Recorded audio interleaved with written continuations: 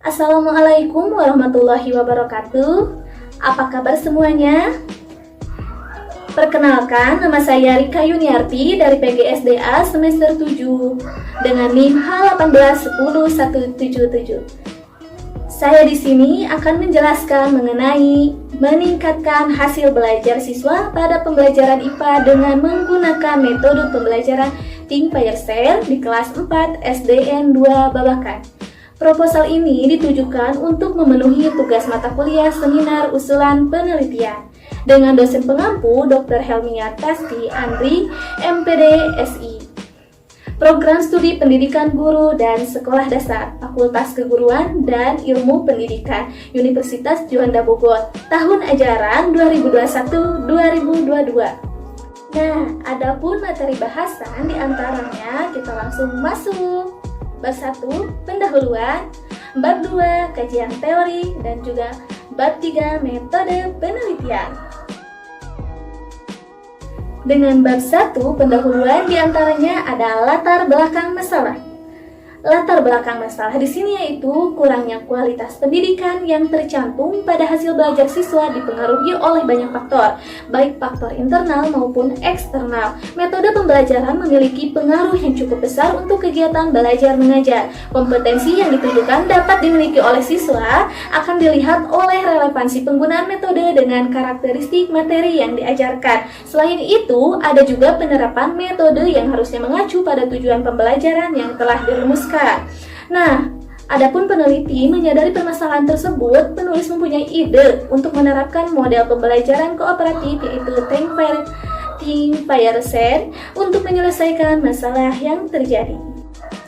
Nah, selanjutnya yaitu B. Identifikasi masalah. Jadi, dari latar belakang yang sudah dibahas dapat disimpulkan identifikasi masalah adalah sebagai berikut. A. Kurangnya kualitas guru dalam merancang pembelajaran. B. Kurang kreativitas dalam memilih metode pembelajaran. C. Kurang tepatnya dalam penggunaan metode pembelajaran. Selanjutnya itu C. Pembatasan masalah. Agar pembahasan dalam penelitian ini tidak kabur, maka diperhatikan atau diperlukan pembatasan masalah meliputi A. Penelitian ini hanya dikenakan pada materi pembelajaran IPA siswa kelas 4 SD atau sekolah dasar. B. Penelitian itu membahas mengenai metode dalam pembelajaran. C. Penelitian ini membahas mengenai penerapan metode pembelajaran yang digunakan. D. Yaitu perumusan masalah. Berdasarkan permasalahan tersebut di atas, maka dapat ditemukan rumusan masalahnya sebagai berikut. Apakah penggunaan metode pembelajaran Think Fire Share atau TPS dapat meningkatkan hasil belajar IPA pada siswa kelas 4 SD Negeri 2 Babakan tahun 2001-2022. Selanjutnya, C. Tujuan penelitian. Menggunakan metode Think Fire Share untuk meningkatkan hasil belajar siswa pada pembelajaran IPA di kelas 4 SD Negeri 2 Babakan 2021-2022. F. Manfaat penelitian. Yang pertama, manfaat teoritis. A. Sebagai bahan referensi untuk kegiatan yang sama. B. Sebagai pertimbangan untuk meningkatkan mutu pendidikan pada umumnya. 2. Manfaat praktis bagi siswa. Meningkatkan prestasinya khususnya konsep bagian tubuh tumbuhan pada mata pelajaran ilmu pengetahuan alam. Lebih kreatif, menarik, dan bermakna. Mendapat pengalaman yang berharga dengan berani berpendapat. Bagi guru diantaranya sebagai acuan dalam menentukan pembelajaran untuk mencapai tujuan pembelajaran guna mencapai ketuntasan belajar bagi siswa. Selanjutnya, yuk kita beralih ke bab 2. Yang pertama, metode Think Fire Share atau bisa disebut dengan TPS. Metode tipe Think Fire Share atau TPS merupakan metode pembelajaran yang dilakukan dengan cara sharing atau pendapat antar siswa karena metode tersebut akan lebih efektif jika dilaksanakan pada pembelajaran ilmu pengetahuan alam. Adapun tahapan Think Fire Share diantaranya yang A. Tahap pendahuluan. Awal pembelajaran, guru memberikan motivasi belajar kepada siswa untuk semangat dalam mengikuti pembelajaran dan dapat terlibat aktif di dalam kelas. B. Tahap think atau berpikir. Proses ini dimulai ketika guru memberikan pertanyaan seputar materi yang sedang dipelajari oleh siswa. Lalu siswa diberikan waktu untuk memikirkan jawaban yang tepat dengan tim atau kelompoknya. C. Tahap pair berpasangan. Pada tahap ini, guru mengelompokkan siswa secara berpasangan. Hal ini dilakukan supaya siswa dapat berdiskusi dengan timnya dan dapat mengemukakan pendapatnya. Kemudian, siswa mulai mendiskusikan jawabannya dengan pasangan. Selanjutnya yaitu tahap sharing berbagi. Tahap sharing ini yaitu setelah menemukan jawaban yang sudah didiskusikan dengan pasangannya, lalu siswa berbagi atau sharing jawaban yang telah mereka sepakati di depan kelas. Nah, mari kita masuk pada kelebihan dan kekurangan metode Think, Pair, Share atau bisa disebut dengan TPS. Nah, suatu metode pasti saja ada kekurangan dan juga kelebihan. Di antaranya, kelebihan meningkatkan pencurahan waktu pada tugas, memperbaiki kehadiran, memotivasi siswa, sikap apatis berkurang, penerimaan individu lebih besar, hasil belajar lebih mendalam, serta meningkatkan kebaikan budi. Adapun kekurangannya di antara lain yaitu memerlukan perencanaan diskusi, memerlukan keterampilan, serta didominasi, bersifat problematis, memerlukan waktu yang panjang, sulit membatasi pokok masalah karena dengan banyaknya siswa yang aktif, oleh karena itu bisa saja sulit untuk membatasi pokok masalah. Dan terakhir itu pengaruh jumlah siswa. Jika jumlah siswa yang terlalu banyak akan memakan waktu yang lebih panjang juga.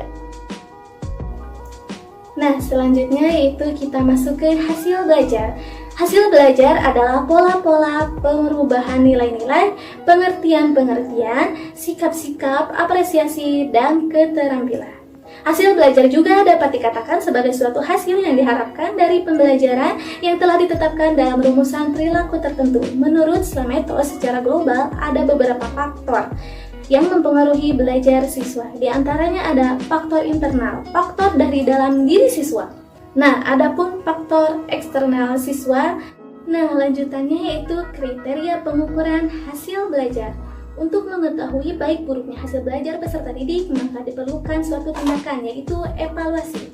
Evaluasi merupakan suatu penilaian terhadap tingkat keberhasilan siswa mencapai tujuan yang telah ditetapkan dalam sebuah program. Evaluasi adalah proses penilaian untuk menggambarkan prestasi yang dicapai seorang siswa sesuai dengan kriteria yang telah ditetapkan.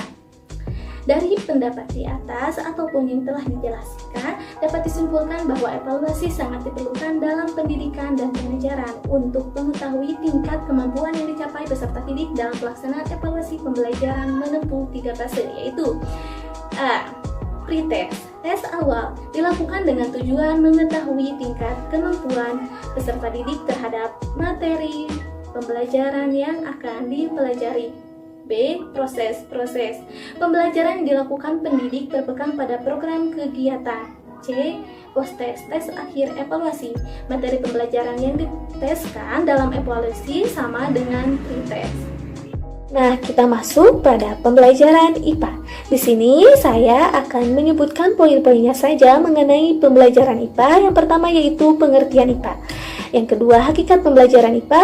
Ketiga, fungsi pembelajaran IPA. Yang keempat, tujuan pembelajaran IPA. Yang kelima, ruang lingkup pembelajaran IPA.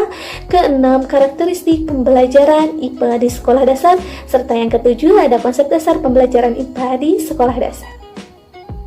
Selanjutnya yaitu penelitian yang relevan. Di sini saya hanya mengambil salah satu contohnya saja, yaitu menurut Wayan Raditya 2015 yang berjudul Pengaruh Model Pembelajaran Kooperatif Tipe Think, Pair, Share atau TPS terhadap hasil belajar siswa kelas 4 SD Gugus Leta Made Putra Kecamatan Denpasar Utara tahun ajaran 2014-2015 menunjukkan hasil belajar yang meningkat dibandingkan penelitian di atas dengan penulis, yaitu menerapkan model pembelajaran TPS ataupun bertukar pikiran serta mengukur hasil belajarnya. Nah, perbedaannya penelitian tidak membandingkan penerapan model pembelajaran Think, Pair, Share dengan model pembelajaran konvensional. Adapun hipotesis tindakan. yaitu pengertian hipotesis, jawaban sementara dari suatu penelitian. Maka hipotesis tindakan di antara lain yaitu penerapan metode Think, Payer, Share, TPS dapat meningkatkan hasil belajar ilmu pengetahuan alam atau IPA kelas 4 di SD Negeri 2 Babakan. Selanjutnya kita masuk pada bab 3 yaitu mengenai metode penelitian. Yang pertama, lokasi penelitian. Lokasi yang dijadikan dalam penelitian ini adalah SD Negeri 2 Babakan yang terletak di Desa Babakan Jaya, Kecamatan Parungkuda, Kabupaten Sukabumi, Provinsi Jawa Barat. Peneliti memilih lokasi ini karena mencari sekolah terdekat antara teman-teman dan alamat rumah. Nah, peneliti berfokus memilih mata pelajaran IPA dan lebih memfokuskan pada siswa kelas 4 di SD Negeri 2 Babakan.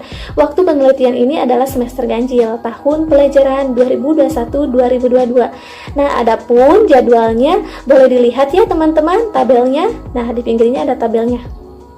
Oke, slide selanjutnya yaitu instrumen penelitian. Penelitian menggunakan 3 teknik pengumpulan data, yaitu penelitian menggunakan instrumen penelitian sebagai alat bantu kegiatan penelitian berjalan secara sistematis dan terstruktur.